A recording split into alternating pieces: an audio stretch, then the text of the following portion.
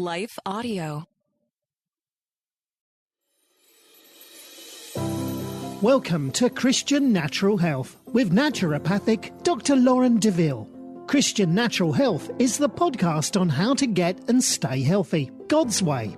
You'll hear topics on nutrition, exercise, sleep, avoiding toxicity, meditating on scripture, what supplements to take, stress management, defeating anxiety and worry, how to reconcile Eastern medicine approaches with Christianity, and a whole lot more. Now, here's your host, Dr. Lauren. Welcome back to another episode of Christian Natural Health. Today, I'm very pleased to have Dr. Tony Nalda with us. Dr. Nalda holds a Doctorate of Chiropractic from Life University and built one of the most successful chiropractic clinics in Central Florida. His expertise has made him a highly sought-after scoliosis specialist in both the U.S. and abroad. Dr. Nalda is a Clear Institute's chairman of the board. This is the only nonprofit chiropractic educational and certification center devoted to non-surgical scoliosis treatment and research. He's also a MaxLiving board member and instructor, and a keynote speaker who teaches chiropractors across the world. He has written several books, including Scoliosis Hope, How New Approaches to Treatment Are Transforming Lives, and he has successfully led his family practice for 20 plus years and continues to seek out the latest and most effective modalities for treating patients naturally. Welcome, Dr. Nalda. Thanks so much for joining us. I'm glad to be here. It's really a pleasure. Yeah, absolutely. So you have a really interesting backstory of how you got into medicine and also specifically chiropractic. Tell us that before we get into scoliosis specifically.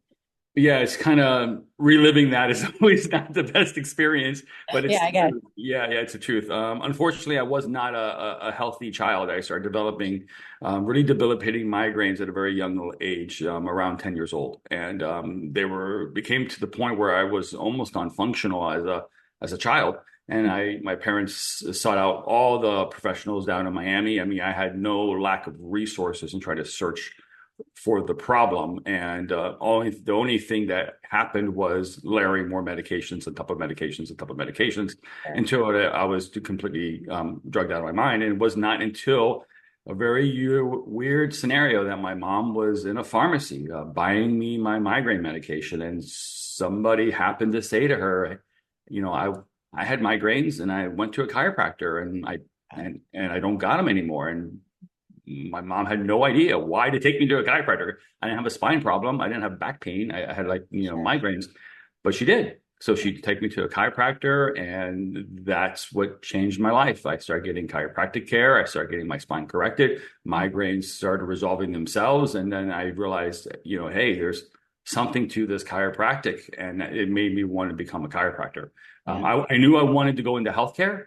Yeah. I just did not know it was going to be chiropractic because I was actually gearing more towards traditional medical care and traditional type of like neurology or something along those lines. But I ended up becoming a chiropractor because of my personal experience. As it worked, yeah, absolutely. Yeah. Great. So, and then how did you end up becoming a specialist in scoliosis? How did that happen? Yeah, so that's a great question too, because I graduated chiropractic college and I started practicing in Central Florida, and I really built a relatively large family practice really early in my career, and I was seeing lots of patients, but then I was seeing patients also with scoliosis. Mm-hmm. And I had this intrinsic desire to try to improve the shape of patients' spine, not only to improve the function, but to improve what we see structurally. Mm-hmm. And we get patients with scoliosis, and I was doing what I was taught to do in terms of general patient population, and I wasn't getting the results that I should, or I felt I should. And I had one girl in particular that she was a competitive horseback rider, and we wanted really to try to preserve her scoliosis, and it was worsening, and I started searching, and that girl sparked me becoming there's got to be a way to deal with scoliosis more naturally, because she was looking at this invasive spinal fusion, which is not only going to end her career, but potentially alter her entire life.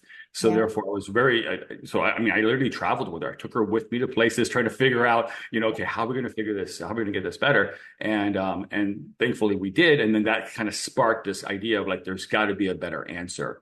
Yeah. And now, funny, my wife now has scoliosis. One of her daughters developed scoliosis. We treated it earlier. We reduced it. She never progressed. And she was like a high risk case that she should have progressed into a more severe number. So now it's personal. And like now it's part of my life and my family, obviously. Sure. But of course, it's been part of my life for 26 years in my practice. Yeah, definitely makes sense. So, okay. So anybody who might be listening and isn't aware of what scoliosis is, give us a real brief overview. What is it? And then what are some of the ways that it can manifest if not treated from a symptom standpoint? Yeah, so it's funny, scoliosis has like two lives. It has the adolescent form and then it has the adult form. And basically what scoliosis is, it's a curvature of the spine, meaning a bend looking from the front. And it has to have an associated rotation or twist associated with it. And to be technical, the angle of degree needs to be 10 degrees or greater on the measurement of the Cobb angle, which is the way they measure the scoliosis on an X-ray. So 10 degrees or greater with associated rotation. The symptoms are very different depending upon what happens. And this is the weirdest part, because it's not related to the magnitude of the curve. Like you would think that the more severe the curve, the more symptoms somebody would have, meaning pain or discomfort. Yeah. But the truth is, it's not that, because the majority of cases, the curve is developing while somebody is growing. And we never, not say never, in the majority of cases, we don't know what's causing it. It's a multifactorial causation. It's kind of like finding out the cause of inflammation. Right. Yeah. There's so many factors that cause inflammation. Inflammation is just, so saying somebody has scoliosis, it's like there's so many variables that we think to be involved in development of the scoliosis. We consider it a multifactorial problem. But when it initiates, it progresses during growth. And of course, we know kids, while they're growing, are very adaptive and they grow around the curves and they feel no symptoms, no pain, no nothing. Very small amount of kids with scoliosis feel pain. So the only way the curve gets diagnosed, if it becomes big enough to be seen. It's a postural evaluation. It is like uneven shoulders, uneven hips. So in children, the only symptom they have is asymmetry, some type of asymmetry. And a lot of times it gets blown off. Like it's not like that big of a deal because it's not causing dysfunction, it's not causing limitations. So a lot of patients don't get diagnosed. We think we only find about 30% in children because they become big enough to be treated because they can really see the differences, right? But in the adult form, the progression becomes a whole other animal, meaning now as they're growing and they stop growing, the body can no longer adapt. And now they have these curves in their spine, no matter what the size. And now gravity takes over and gravity starts pushing down on these curvatures in an asymmetrical manner. And it causes very slow progression in the adult form. But the slow progression is now compressive and it's now compressing asymmetrically, which now can lead to pain and dysfunction. So the number one symptom in the adult form is pain. That's what brings on treatment. The number one symptom in the adolescent form is only asymmetrical posture. So it's two different things. Got it. And it can almost be weird for a patient that knows they have scoliosis because they say, hey, I had a big scoliosis as a child and I had no pain, and now I have it in the adult. So they almost discount their scoliosis as the cause. Okay, that makes sense. Yeah, and because they don't realize that it's progressing for two different reasons. Sure. So the way I like to explain it is that the likelihood of it developing pain in the adult is not relative to size; it's relative to how much you worsen. So you can have a 100-degree curve as a child, 0 pain. Biggest curve I've seen in an adolescent, 155 degrees. Wow. Yes, no pain. Walked in my office. Because the body has this amazing ability to compensate, especially during growth, right? So we know that it's reacting and adapting and growing around everything, and so walks in my office like any other kid, going to high school, it's this crazy 150-degree curve, right? So you're looking almost like a U-turn in somebody's spine, where somebody could have a 25-degree curve in the adult form and be in excruciating pain because of their scoliosis. Right. Yeah. So it's relative to what happens in the adult form, the acquired progression in the adult. It's the most likely thing. Now, what's the most common pain they're going to feel? By far, low back pain, going down into the left side of the body, left low back pain, left leg, left numbness, left sciatica, because left lumbar curves are by far the most common. So the most classic pattern is a left lumbar, right thoracic, and that's because the body innately moves the spine away from the cardiovascular system and moves and that's just the innate reaction. So 95% curves are that pattern. Okay. So, and if you catch it in a child, what would you do to prevent the adult manifestation, and versus if somebody comes in as an adult and they didn't catch it in childhood or as they were as a teenager? What does treatment look like from your perspective, and also conventionally? What's there? Yeah. So let's talk about excuse me. Okay. Let's talk about conventional first, because conventional is where, this is, I think, the most important factors that we have to look at, because the management of scoliosis in both sides, in adolescent and adult form, is, and to me, horrific. Like, it's like the worst management model in the world. And when it comes to treating a problem, it is literally almost no treatment until the curve becomes big enough to consider surgery. There's very little options, and it's because they don't consider the scoliosis to be an issue until they can do something about it to reduce it. And the only thing they can do something about it is to reduce it is invasive spinal fusion and surgeries, which fuse multiple. I mean, you're looking 12, 13, 14 vertebrae in the spine. So it's immobilizing the spine. And they know this surgery is a very high risk surgery. Nobody's just going to discount that. So they have to wait until it justifies. Correct. We justify the surgery. So because of this, no treatment's offered in the majority of cases. The only cases that are treated is one very specific group, and that's going to be adolescent cases that are rapidly going through puberty, and they put them in a brace to try to slow down progression. And they're not trying to reduce it, not trying to make it better. They're just trying to slow it down. That's the only case that's treated. Yeah. Outside of that, they're only treated for the symptoms. Like, they're treated for pain. They'll give them medications. They'll give them injections. But the curve itself isn't treated, and it's still progressing and still causing problems. So it's a really, really poor treatment model. And in fact, in the adult form, the scoliosis is almost discounted. They say, oh yeah, you have scoliosis. Don't worry about it. Don't worry about it until it becomes bad enough. Until it becomes bad enough, causing more debilitating pain, more debilitating problems. And then when that happens, they'll say, oh yeah, you have scoliosis. That's your problem. But now things are so bad, and only you're in an older stage bracket of life, and we can't do the surgery now anyway because you're not going to survive it. So it's this really bizarre treatment model, and patients come in very frustrated. I see two groups. I see kids and I see older adults, and I very rarely see the middle group, because that middle group kind of does okay, because the curve is progressing so slow. They're not feeling the effects yet, not too much. They're normally having like what I call like almost everyday or common back stiffness and pain and fatigue issues, but not like debilitating or life stopping. Like, they can still function every day. Somewhere post 40 to 50 is where things start to change. Right. Because this has been slowly growing and developing over their life. So for an adult who has back pain and they get imaging done and they see that there's maybe some scoliosis, but then there's possibly other incidental findings, possibly other causes, like maybe they've got a herniated disc here or there, maybe they've got like a little bit of osteoarthritis, or, do people usually say, oh, it's something else other than the scoliosis? Or, I mean, how often? So that's exactly what happens. The orthopedic doctors will chase the other findings and not the scoliosis, and the scoliosis is causing all the other findings. Got it. Okay. There's no way you can have a scoliosis and not have bulging and herniating discs. There's no way you can have scoliosis and have asymmetrical degeneration and osteoarthritis. There's no way those things can't exist, because if you have an asymmetrical spine, it's just physics, right? The car is out of alignment. It's going to degenerate abnormally. Things are going to wear out asymmetrically. You're going to have problems. The same thing is true with your spine. Right. And so therefore it gets neglected. They don't even, a lot of times I have patients come in and they'll show me imaging, and they had scoliosis, 10 years ago, and they didn't even talk to them about it because they couldn't treat it. It wasn't big enough to put a rod in their spine. So they just, send them out for injections or give them some over-the-counter medications or some prescription medications or some of those things. Sure. Oh my goodness. So, okay. So if you have a child coming in, no symptoms, but you see something progressing, what would you do for them to prevent? And then same question for the adult. Yeah. So what's interesting is these days, the treatment model is very similar, meaning we use the same approaches, even though they're in different intensities. And then I'll explain, right? So for the goal of all treatment should be to first stop progression, but the best way to stop progression is to try to reduce the size of the curve, because the number one factor that dictates how fast your curve is progressing or how likely it is to progress is the size of curve.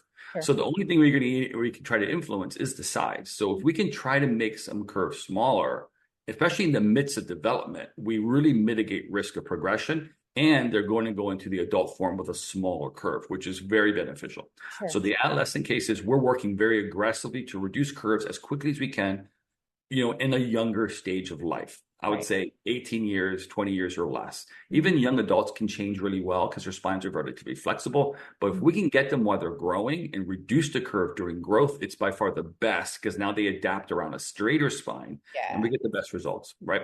So normally we're condensing treatments into a more closer program, or we're trying to think of it like orthodontistry as opposed to therapy. It's like reduction, stabilizing, holding, reducing, and we're layering reduction and reduction and reduction over time to get it as straight as we can get it. Okay, now we hit plateaus. We always expect to hit a plateau because, like I said, we don't know what's causing this in the majority of cases. And normally we're catching it in a point where scoliosis is structural. And this is what makes scoliosis different than an injury. It is structural. So it is inherently growing or developing like this. So it's structurally embedded in the spine. So we reduce it, and then we wean them off, and then we manage them in the adult form. Now, in the adult cases, we do the same thing. We want to reduce it, but normally it's not as aggressive. We're not layering treatments as quickly close together. We're seeing them more spaced out a little bit further apart, which I'll explain that in a second. And the goal is still to reduce it, but normally a lesser percentage. So with an adolescent, we can reduce curves 30, 35%. Where in an adult case, we're looking, 20%, 15%, depending on the adult. But this is like a later stage adult. The group in the middle, the 20 to 45-year-olds, they're like a whole group that could have potentially amazing changes because they're still relatively young and their spine is still relatively flexible. But normally they're not motivated because they're not feeling a lot of problems. Yeah, unfortunately. So it's not for the younger kids. Is it braces, or is it like the same way, or is it? Sizes? It's braces too. Okay. I'll tell you. We use both things in both groups. We use 3 types of treatments, and I'll explain what they are. We use something called intensive rehabilitation. Now, where most scoliosis patients fail with the treatments that they receive is they're treated like they're injured. So adult patient, they have back pain, they'll go into a chiropractor, massage therapist, physical therapist, and they say, okay, you have back pain. We're going to go through injury rehabilitation, which is low dose, long duration. They do a little bit of care over a very long time to help somebody heal from the injury they received. And it makes perfect sense. That's what I was trained to do. And that what doesn't work for scoliosis, because scoliosis itself is not an injury. It's a developmental problem that somebody's grown and developed with over their whole life. So treating it long and slow produces very little structural change, but it can help them symptomatically. Okay, so I'm not discounting the symptomatic improvement, but it's not going to structurally reduce the curve. So the founder of Clear Institute, Dr. Wogan out of Minnesota, he came up with this concept is that maybe if we just worked at it really hard in a shorter dose in a shorter time and increase the intensity but decrease the duration, could we reduce this curve in a more aggressive manner? Because what we're fighting is the curve always wants to go back. Like it's this bounce back effect. It's this rebound effect. The plasticity that exists naturally in somebody's body. So what he came up with, what if we saw them every day? And instead of only seeing them like one session, we did 4, 5, 6 sessions per day. And we had a patient go through like 4 to 6 hours of care daily for a period of 5, 10, or 15 days and try to reduce this curve so it can't bounce back. And that's literally the culmination of this thing called intensive care. And now intensive care is not like intensive care in a hospital. It's just condensed therapy in a very short duration to get this rapid reduction. And the amazing thing is it's amazing how well it can reduce the scoliosis because the spine has the ability to change shape. It just always wants to bounce back if there's long breaks between therapies. So this intensive model is the key because we reduce it quickly.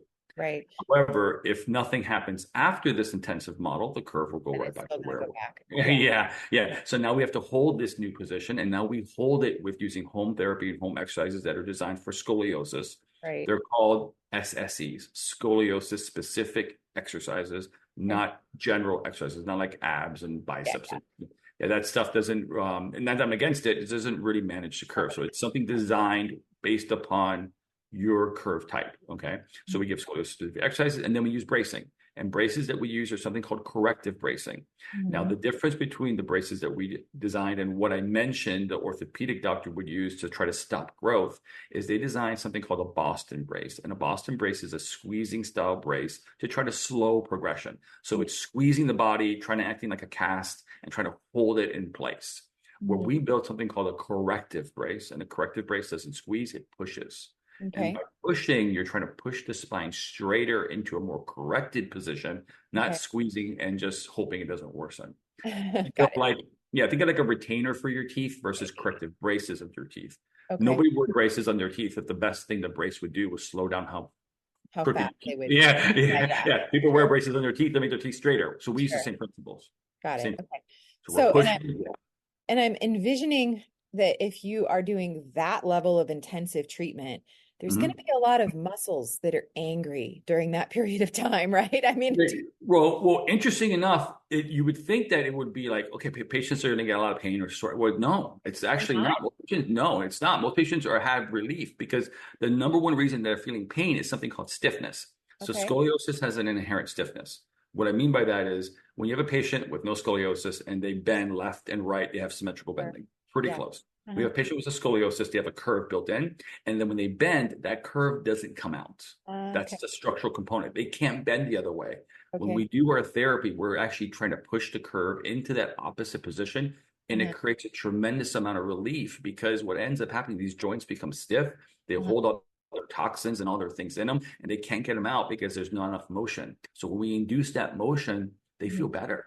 They may get like soreness, like exercise soreness, but not like bad. Like they know it's inherently good. It's a thing, Because they can feel like they're moving better and being more flexible and those kinds of things. So that's what the intensive care does. It really opens up the flexibility component. That way they can exercise their spine better using the scoliosis exercises. And then we can use the bracing to help push and hold everything.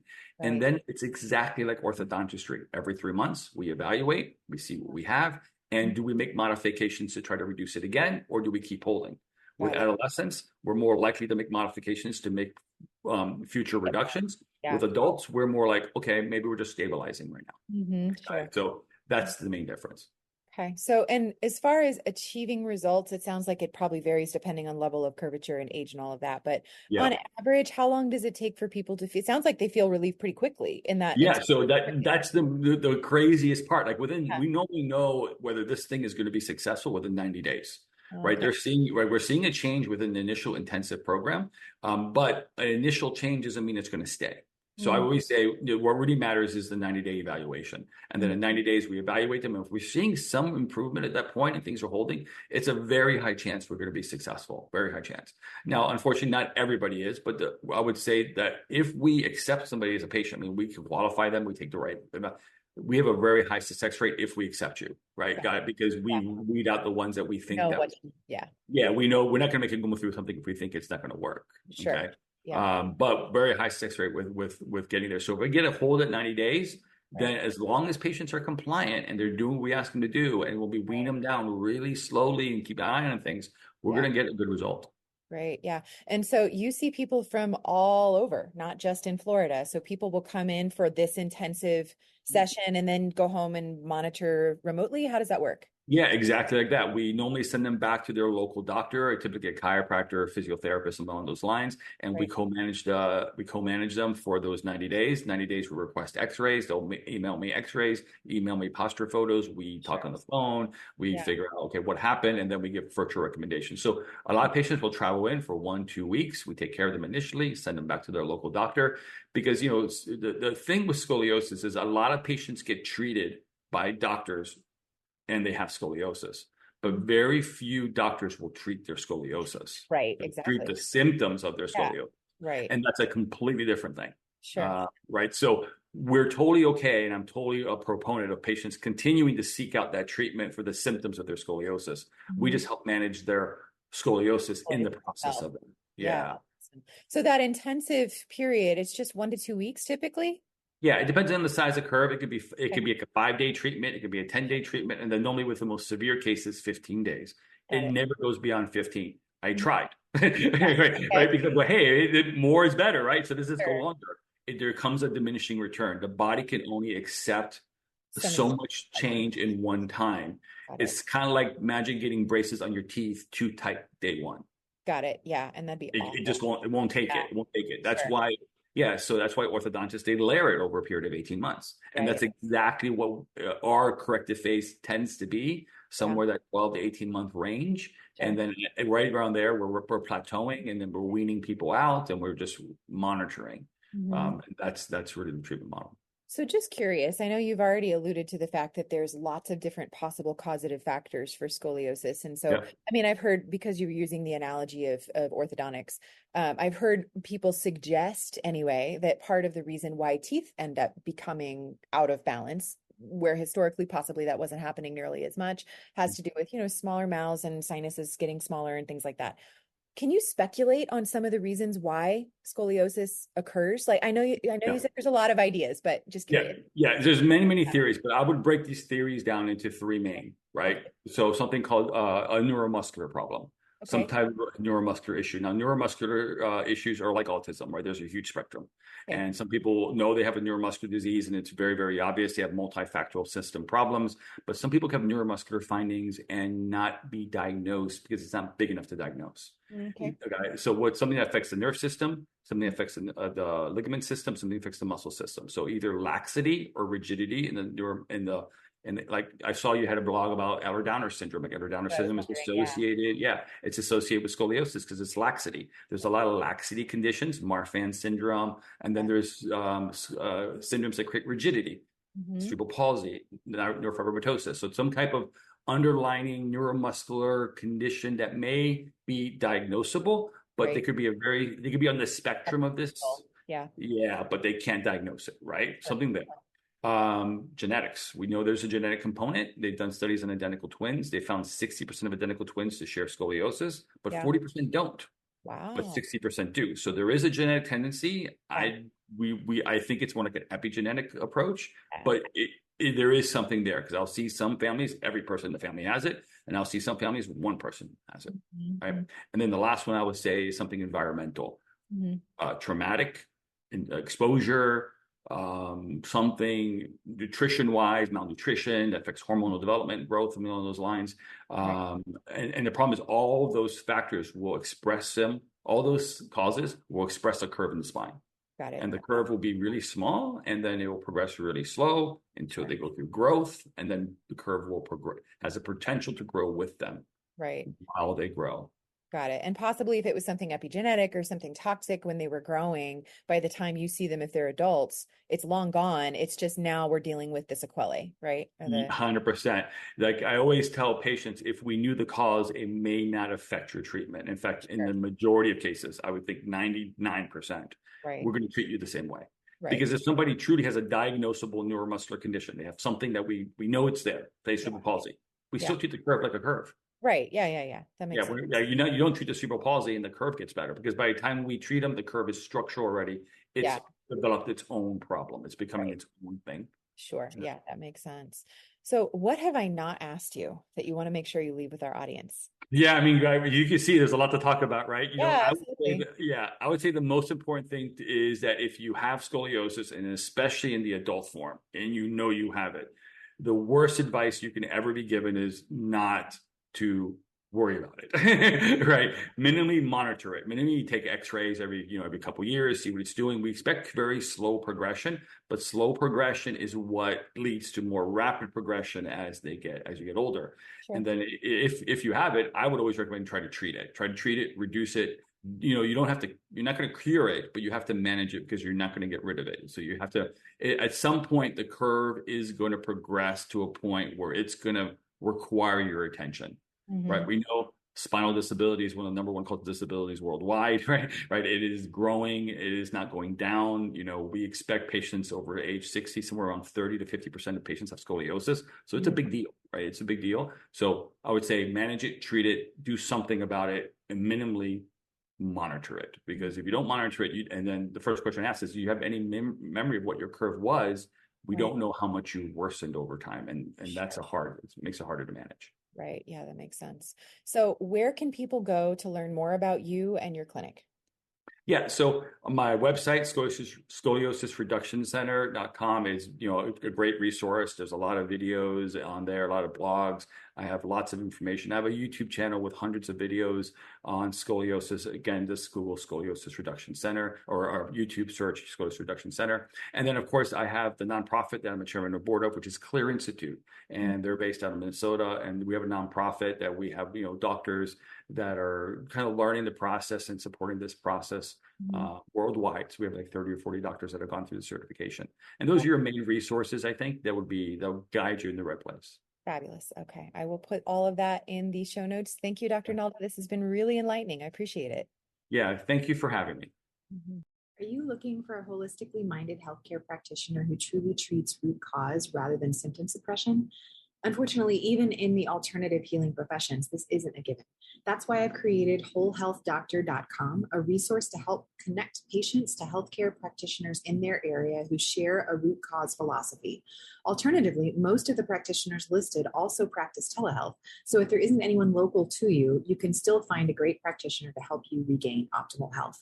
Go to wholehealthdoctor.com. That's wholehealthdr.com.